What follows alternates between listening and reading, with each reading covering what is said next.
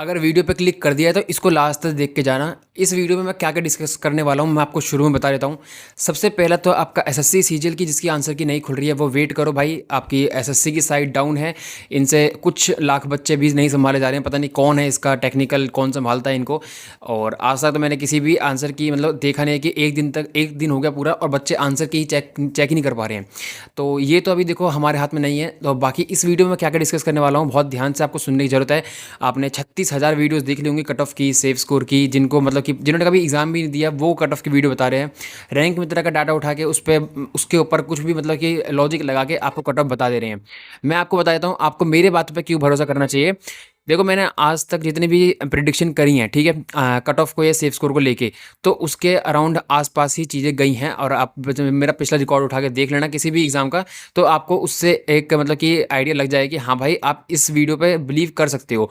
100% surety के साथ आपको भगवान भी आके नहीं बता सकते, भगवान तो सब कुछ बता सकते हैं खैर। मतलब कि धरती पे ऐसा कोई इंसान नहीं है जो आपको एग्जैक्ट कट ऑफ बता दे या सेफ स्कोर बता दे कि जिससे आपको बोल दे कि भाई इतनी ही जाएगी और अगर आप कितने नंबर हो तो तैयारी कर लो। लेकिन आपको एक आइडिया देने के लिए उसके लिए भी आपको पीछे की चीज़ें पता होनी चाहिए, लॉजिक पता होना चाहिए कि क्या नॉर्मलाइजेशन इस बार बदल गया है, बहुत सारी चीज़ें बदल गई हैं। बाकी इस वीडियो में और क्या डिस्कस करूंगा, सीएचएसएल के बच्चों का एग्जाम जो अभी आने वाला है तो उसके लिए मैं क्या करने वाला हूँ। और आपके सीपीओ के एग्जाम है तो मैंने दो बार खुद उसका प्री अच्छे से क्वालिफाई करा है। 2024 वाला पिछले बार ही मेरे 140 कुछ अराउंड नंबर थे जो कि सीपीओ के हिसाब से बहुत अच्छे नंबर माने जाते हैं। तो मैं सारी चीज़ें आपके साथ डिस्कस करूंगा कि सीपीओ में कैसे मतलब तैयारी करनी है, उसमें 2 घंटे होते हैं और 200 क्वेश्चन होते हैं, तो उसमें टाइम मैनेजमेंट वगैरह सब कुछ आपको मैं बताऊंगा इस वीडियो में। आपको लास्ट तक देखनी है, आपको वीडियो को स्किप बिल्कुल नहीं करना है। और आपको मुझे पता है अभी तक आपने बहुत हज़ारों वीडियोस देख ली होंगे कट ऑफ की और उससे आप अभी तक सेटिस्फाइड नहीं हुए होंगे। मैं भी आपको सेटिस्फाई करने नहीं आया हूँ, लेकिन अगर आप मेरी बातों को ध्यान से सुनोगे तो रियलिटी अगर आप एक्सेप्ट कर सकते हो तो भाई आप आराम से इस वीडियो को लास्ट तक देखो। आप आपको बस ध्यान से सुनना है सारी चीज़ें, ठीक है। देखो सबसे पहले तो मैं आपको बता देता हूँ कि आपके आंसर की आई थी सबसे पहले सिलेक्शन पोस्ट से पहले भी आपकी स्टेनो की आंसर की आई थी। उसमें भी बहुत बच्चों के साथ ऐसा हुआ था कि उन्होंने जो क्वेश्चंस आंसर जो आपके टिक करे थे और वो जब आंसर की आई तो बदल गए थे। सिलेक्शन पोस्ट में सेम चीज़ हुई, मैंने जब आवाज़ उठाई थी लेकिन किसी टीचर ने उस पर गौर नहीं करा, क्योंकि आपको पता है प्रोटेस्ट के टाइम पर अच्छी खासी उनके पास ऑडियंस आ गई थी और उनके कोर्स देखने थे, उनको मेन्स के कोर्स उनके बिक गए। तो अब उनको अब कुछ मतलब ही नहीं है। उसके बाद इतनी हज़ारों चीज़ें एसएससी ने गलत कर दी हैं, लेकिन कोई भी एक टीचर ऐसे मतलब कि ऐसे नहीं, मतलब कि वीडियो तो किसी ने बनाई है, ठीक है वीडियो बना लो, लेकिन वीडियो बनाने से ऐसा कोई सपोर्ट मेरे को लगता नहीं है कि होगा, उससे कोई फ़ायदा भी होगा। अभिनय शर्मा सर बेशक कर रहे हैं चीज़ें पर उसमें बहुत ज़्यादा टाइम लग जाएगा, कोर्ट के जरिए जा रहे हैं। क्योंकि पता है 2024 में भी सर ने अपने अकेले के दम पे ही आपको बहुत बच्चे इन करवाए थे, लेकिन वो बहुत लेट हो गया था। उन बच्चों के साथ बहुत ज़्यादा अन्याय हुआ था क्योंकि एक दिन पहले उनका रिजल्ट आया था और एक दिन पहले से उनकी वो उस लेवल की तैयारी होगी नहीं, क्योंकि उनको पता था कि हमने तो जब प्री क्वालिफाई नहीं करा तो मेंस कैसे देंगे। तो मैं आपको बता देता हूँ कोर्ट केस जो भी कोर्ट केस चल रहा है, जो भी अभिनय शर्मा सर अपने बिहाफ पे कर रहे हैं, या कुछ टीचर ने मतलब कि 20,000 50,000 1 लाख दे भी दिए और उसको सोच रहे हैं कि बहुत अच्छा सपोर्ट कर दिया, तो भाई करोड़ों कमा रहे हो बच्चों से। तो अगर आप 1-2 लाख भी दे रहे हो और फिर देखो बच्चों की भी गलती है, बच्चे फिर 1-2 उसमें ये देख रहे हैं कि 2 लाख किसने करे हैं, अरे ये टीचर तो बहुत अच्छा सपोर्ट करा, अच्छा इसने 50,000 करे हैं, अरे यार ये तो बहुत बेकार टीचर है। मेरे को भाई एक बात तो बताओ, जब आपके पहले इतने सिलेक्शन पोस्ट में इश्यूज हुए थे उस टाइम पे सारे मतलब टीचर्स ऐसे मतलब कि बच्चों के लिए आए थे कि बस उनको छोड़ के किसी को परवाह है ही नहीं आपकी, ना माँ बाप को आपके ना किसी को, सिर्फ टीचर्स ही हैं आपके जिनको आपकी परवाह है।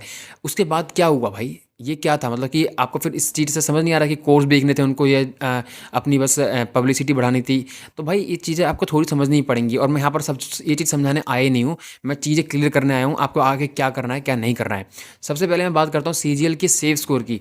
अगर आपके 130 नंबर बन रहे हैं भाई, ठीक है, सीरीज की बात कर रहा हूँ, 130 नंबर बन रहे हैं, मेंस की तैयारी करो, बिल्कुल करो, ठीक है। अगर कोई मतलब कि मैं ये चीज़ें बोल रहा हूँ कि जब ऐसा कुछ ना हो कि एसएससी की तरफ से जो आपको पता है कि इतने सारे स्कैम जो भी चल रहा है, अगर वो सारी चीज़ें चलती रहीं तो फिर तो भाई कट ऑफ की कोई प्रिडिक्शन ही नहीं है।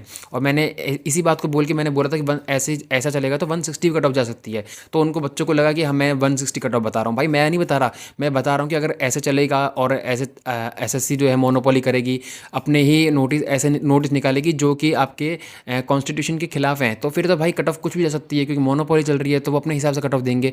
आप क्या अटेम्प्ट्स करके आ रहे हो उसको अगर वो चेंज कर दे रहे हैं आंसर की में, आपके क्वेश्चंस जो आपने सही टिक करे थे, जो बेसिक क्वेश्चंस, अगर चलो ऐसा होता कि जो क्वेश्चंस ठीक ठाक थे उनको अगर ये गलत कर देते तो बच्चे को डाउट रहता कि यार क्या पता मैंने गलती कर दिया हो।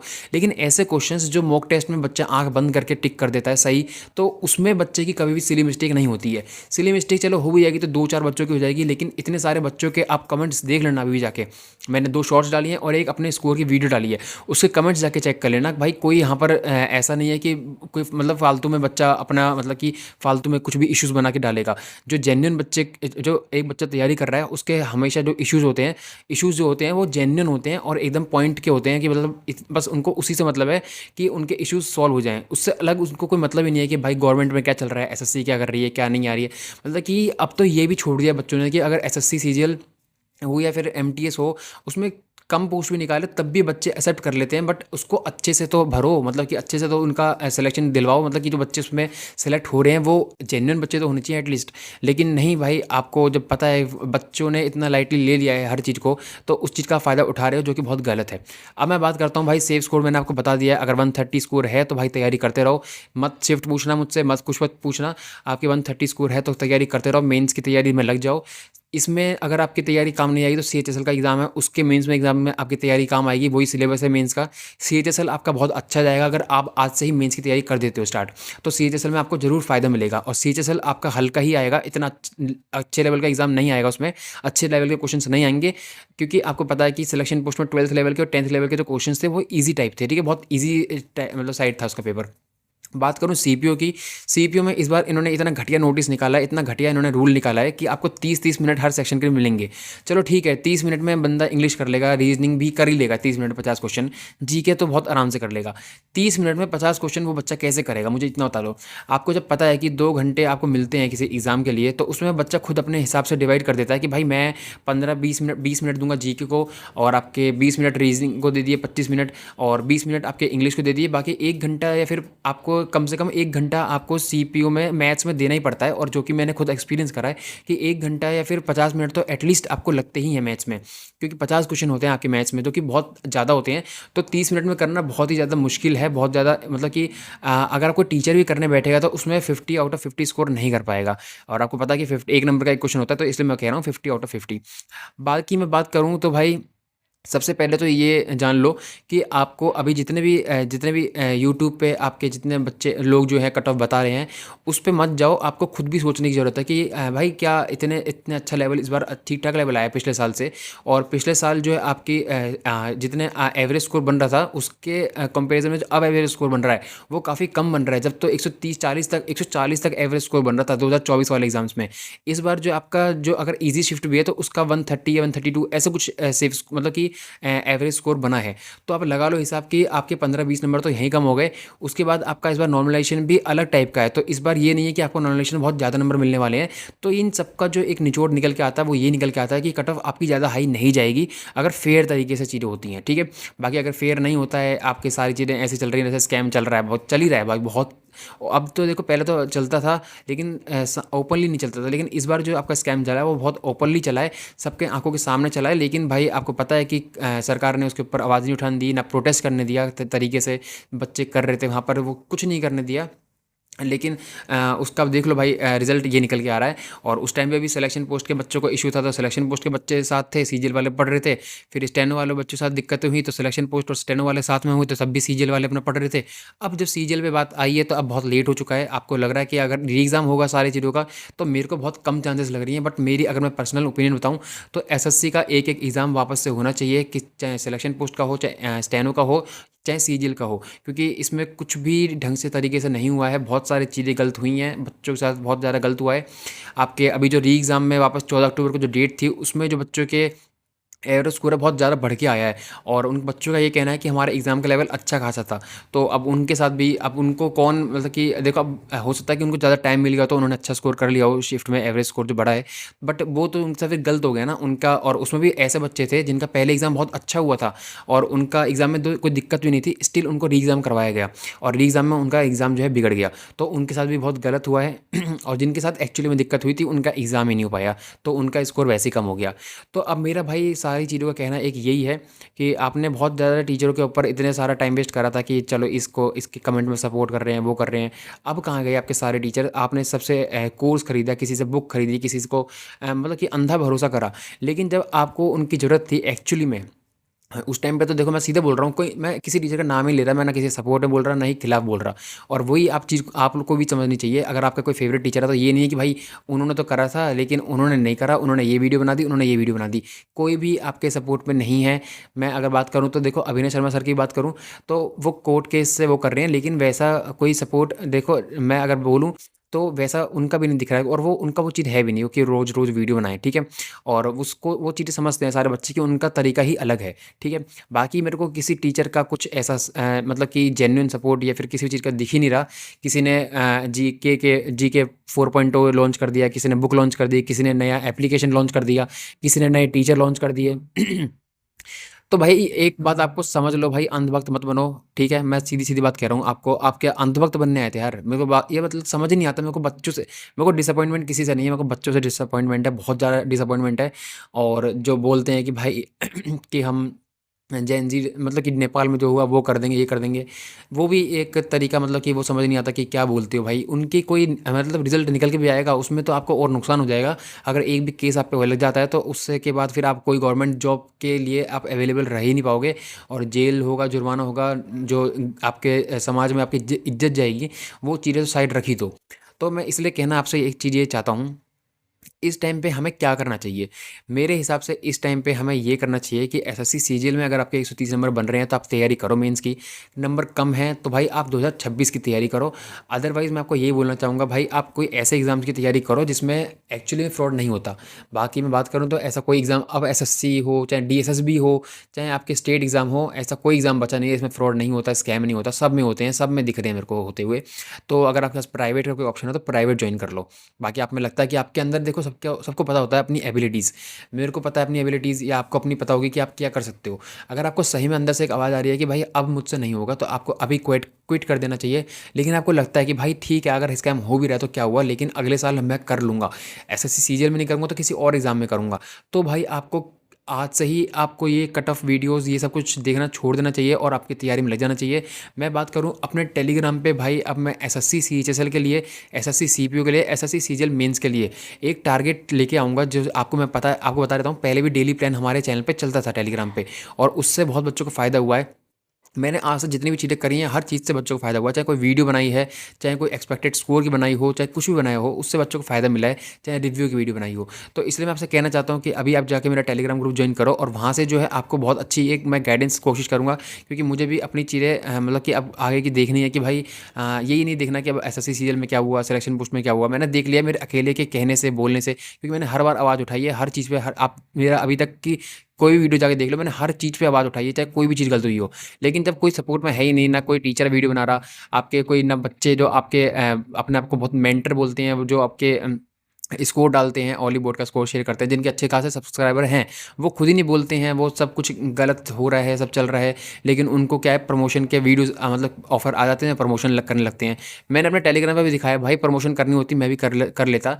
और बहुत बच्चे बोलते हैं कि भाई आप वीडियो इसलिए बनाते हो कि पैसा सब मतलब कि मतलब बहुत रेयर ऐसे कमेंट्स आते हैं कि आपने क्या कर लिया यूट्यूब पे पैसे, मतलब कि बना के ऐड से पैसे छाप रहे हो। मेरे को पैसे छापने होते तो भाई मेरे को ऐसा कोई भी प्लेटफॉर्म नहीं है जहाँ से मेरे को ऑफर ना आया हो। और आप मेरा चैनल उठा के देख लेना कि मैंने किसी की प्रमोशन नहीं करी है, क्योंकि मुझे पता है कि मैं क्या कर रहा हूँ, और मैं जेन्युइन हूँ। और मेरे दो लोग मेरे को जानते हैं, जो जिनमें थोड़ी सी सेंस है, जो थोड़े मतलब कि 22-23 से ऊपर वाले बच्चे मेरे को जानते हैं। उससे छोटे जो हैं वो फिर आपको मेरे को चाहिए भी नहीं, वो ऑडियंस में निकाल देता हूँ अपने ग्रुप से, जो फालतू की डिस्कशन इधर उधर की करते हैं, वो मेरे को चाहिए ही नहीं, ठीक है। तो अगर आप उस रेंज में आते हो तो ठीक है भाई, आप मेरे चैनल से दूर रहो। अदरवाइज़ आप 22, 23, 24 साल के हो तो भाई आप मेरे चैनल पे आओ। और बहुत है मेरे चैनल पे ऐसे बच्चे भी जो सिलेक्टेड हैं, सोचो तो मेरे को सिलेक्टेड है, वो फॉलो कर रहे हैं, तो कुछ ना कुछ तो बात होगी तभी कर रहे हैं। और बाकी मैं बात कर देता हूँ कि आपको आगे क्या करना चाहिए, उसका मैंने आपको बता दिया है। और मेरे को सीएचएसएल सीपीयू का जो डेली प्लान था वो भी बता दिया आपको, वो भी करना, वो आपको जरूर ज्वाइन करना है उसको। और मैं एक चीज़ और बता देता हूँ, बहुत बच्चे बच्चों का ऐसा है कि एसएससी सीजीएल में जो आपके शिफ्ट में रॉन्ग क्वेश्चन है, तो उसके लिए मैं एक चीज़ सोच रहा हूँ। तो अगर आपको सही लगती है तो वो करना। आपकी शिफ्ट में कोई भी आप जैसे आपकी कोई शिफ्ट है, जैसे कि मैं बात करूँ 19 सितंबर की शिफ्ट 2 है, तो आप कोई एक चैनल अपना टेलीग्राम पे बनाओ, कोई भी रैंडम बंदा चैनल पे वो चैनल बनाओ, और उसके बाद जो है हर शिफ्ट का मेरे को जब एक चैनल मिल जाएगा तो मैं अपने टेलीग्राम पे डाल दूंगा कि इस चैनल का ये बंदा है और यहाँ पर सारे चैनल के अलग अलग लिंक है, मतलब हर शिफ्ट की अलग अलग चैनल की लिंक है। उस पर आप मैं वहाँ पर डाल दूंगा, फिर आप वो ज्वाइन कर लेना अपनी शिफ्ट को। और उसमें जो आपको लगता है कि क्वेश्चन रॉन्ग है और उसको चैलेंज करना चाहिए, तो म्यूचुअली आप एक बंदा उसको चैलेंज कर देना। अलग अलग चैलेंज करने का कोई फ़ायदा नहीं है, क्योंकि एक बंदा भी चैलेंज करेगा तो उससे आपको सबको नंबर मिल जाएंगे। तो इस इनिशिएटिव के लिए आपको मेरे को मतलब कि आपकी वो चाहिए कि आपकी राय चाहिए कि आप ऐसा मैं करूँ या नहीं करूँ। बाकी मैं फिर टाइम वेस्ट भी कर दूँ और आप उसमें ज्वाइन ही ना करो तो उससे कोई फ़ायदा नहीं है, ठीक है। तो ये चीज़ मेरे को बता देना, और अगर ऐसा लगता है आपको तो मैं कर दूंगा। उससे आपको ये रहेगा कि आपकी जो आपको लग रहे हैं कि क्वेश्चन चैलेंज करने चाहिए, वो आप म्यूचुअली में एक एक कोई बंदा एक भी कर देगा, तो फिर दूसरा बंदा दूसरा क्वेश्चन चैलेंज कर देगा, तो आपके पैसे वेस्ट नहीं होंगे। और एसएससी को जो पैसा कमाने का वो था कि भाई हम तो रॉन्ग क्वेश्चन दे के रॉन्ग वो करके पैसे कमाएंगे, तो वो वाला भी एक थोड़ा सा उनका जो है प्रॉफिट हम कम कर देंगे, ठीक है। कुछ तो नुकसान करेंगे यार हम भी एसएससी का।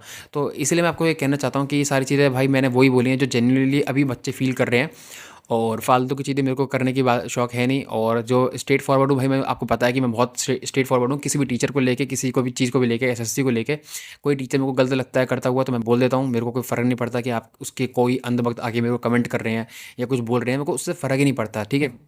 अ, और बाकी आपको मैं इतना ही कहूँगा कि भाई आप चैनल सब्सक्राइब कर लेना, और वीडियो को लाइक वगैरह करना मत करना, लेकिन अपने जो आपके पर्सनल आपको जो भी दिक्कत अभी तक हुई है कमेंट बॉक्स में बताओ, जिससे कि आपको मतलब कि लोगों को पता चले कि हाँ जेन्युइनली इस चीज़ से जो मैं बोल रहा हूँ यहाँ पर आके, और उस पर कोई कमेंट ही ना आए, तो लोगों को तो ये लगेगा ना कि मैं आके ऐसे ही बोल रहा हूँ, एक्चुअली में तो दिक्कत है ही नहीं बच्चों को। तो मैं चाहता हूँ कि हर बच्चा जिसके साथ कुछ भी इशू हुआ है तो वो यहाँ पर कमेंट करे, और टेलीग्राम जरूर ज्वाइन कर लेना, और आगे की तैयारी अब शुरू करते हैं।